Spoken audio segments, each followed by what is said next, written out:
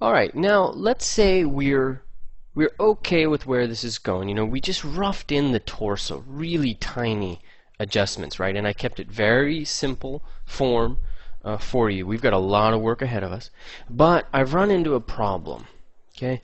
Did some research, I'm looking around, and I'm thinking, you know, I'm just not happy with where this is going. I'm not comfortable with this rib cage and the shape of the spine. We're doing okay in terms of how we push this forward, but really, from some of my research, I think this entire head needs to get pushed inwards a little bit. We need to move that jaw a little bit more down here.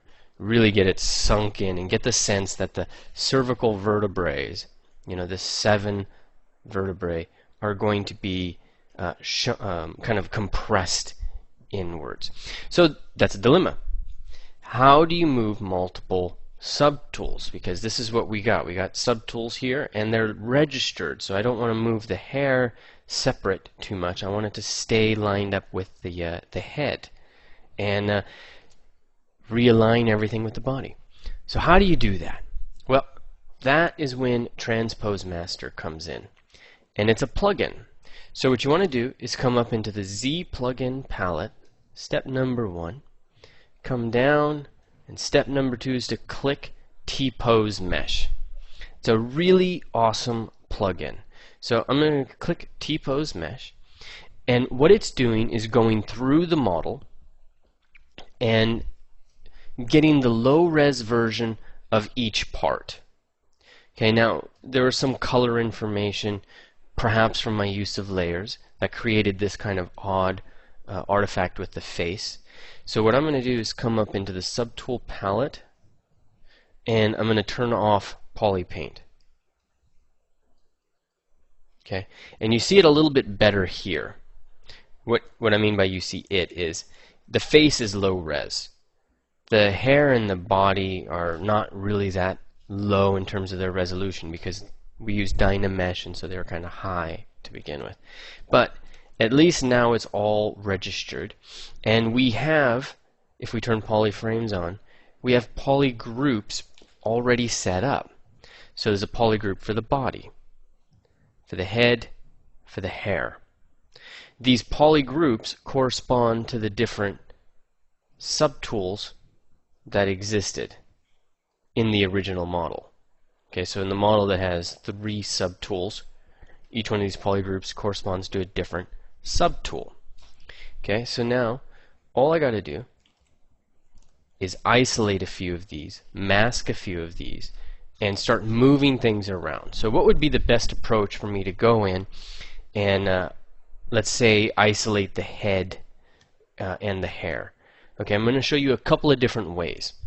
One way you can do that is you can do it by visibility. Okay, Control Shift, click on the head.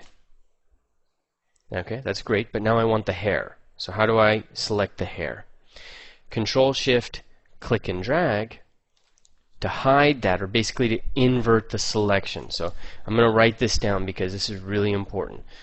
Control plus Shift, okay, and then click on the head, and then you Control plus Shift and click plus drag. Okay, that equals invert. That's the 2 steps I took. Once it's inverted, the behavior changes. Okay, so I'm going to tell you what step 3 is. Step 3 is you press Control plus Shift, and then you click on the next part that you want to hide, the hair. Control Shift click, and it goes away. That's great. So now what I have is I have the body, which I don't want to affect, and if I Control Shift click and drag, I have the face and the hair as this separate selection, which I do want to adjust. So if you've got the body, I just pressed undo, by the way. If you've got the body, then all you do is you just press Control and you click. and that'll mask the body. So it's completely masked. And then Control Shift and click, and that'll show the head and the hair. Okay, so let me write this down because I want to make sure you're doing this with me. This is, 5 minutes. I'm going slow, but once you do this, it really levels you up in your ability to work with models. Okay, so my step number 1 was Control plus Shift, okay, and I clicked on head, on the head. I swear, I'm a native speaker. Okay, so then you Control plus Shift, okay, and click plus drag to invert. Alright, hope you're writing this down. 3, Control plus Shift,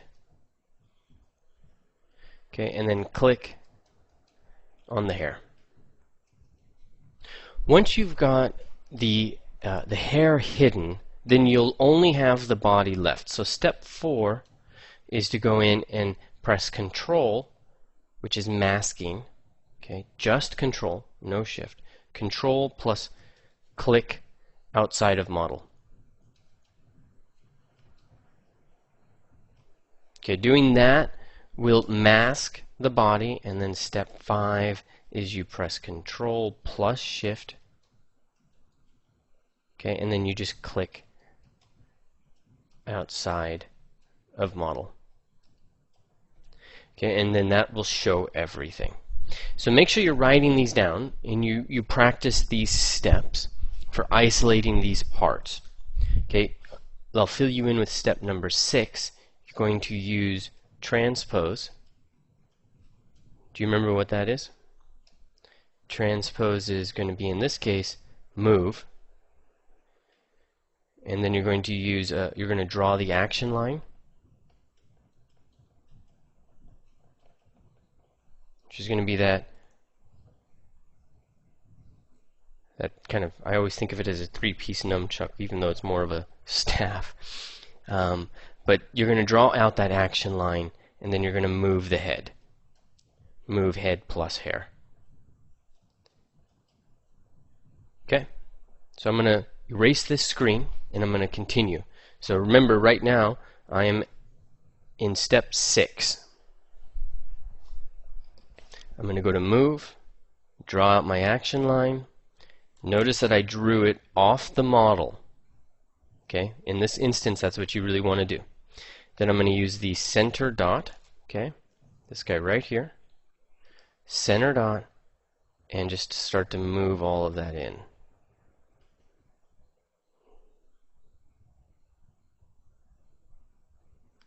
Alright, now I'm going to undo that just to see how far it moved. There we go. I think I'm okay with that.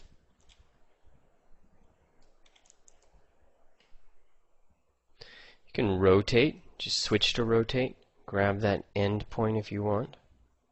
Don't worry about this little piece that's sticking out of his mouth, that chunk from his neck. I wouldn't sweat that. But I'm going to move it forward.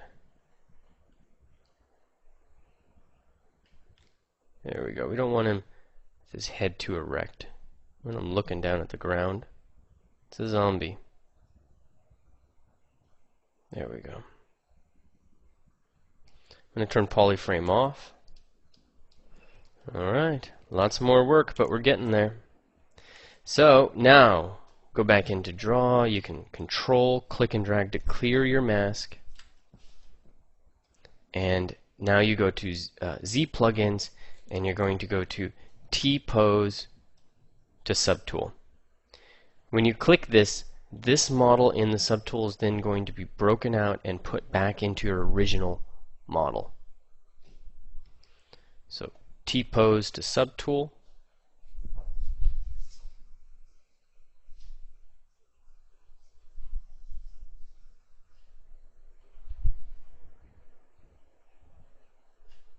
Alright, now watch how it goes through and it basically imports the model at different stages inwards.